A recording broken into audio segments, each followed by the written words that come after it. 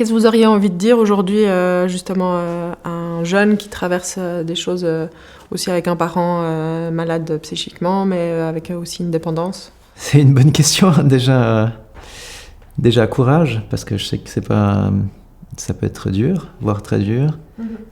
On peut se sentir seul, de savoir qu'au final on n'est pas seul. Enfin, déjà qu'il y a finalement beaucoup d'enfants qui vivent ça, et que même si on le vit, ça peut sembler insurmontable ou insupportable, et on peut quand même le traverser. On peut s'en remettre, on peut après construire une vie.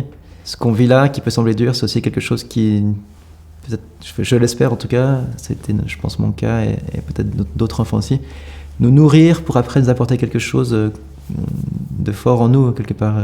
Et je pense un des conseils, je dirais, c'est vraiment d'en parler, de ne pas rester seul avec sa souffrance. C'est, je pense, la pire chose à faire. Et je pense qu'il faut aller en parler à des structures comme la vôtre, comme d'autres structures qui sont là pour ça. Aujourd'hui, il y a beaucoup de psychologues aussi pour les enfants. C'est quelque chose de plus commun, quelque chose quasiment impossible de gérer seul.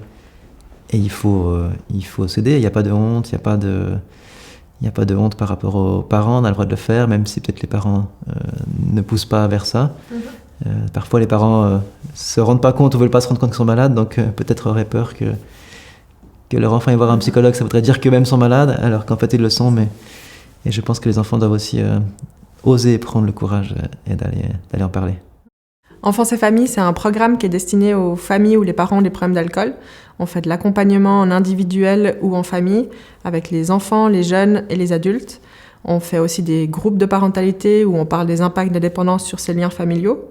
On organise aussi des séjours où l'idée c'est de partir une semaine en groupe avec plusieurs familles qui sont touchées par cette problématique-là. On fait aussi de la formation pour professionnels pour aider justement les professionnels qui encadrent ces enfants ou ces familles pour aborder cette problématique-là.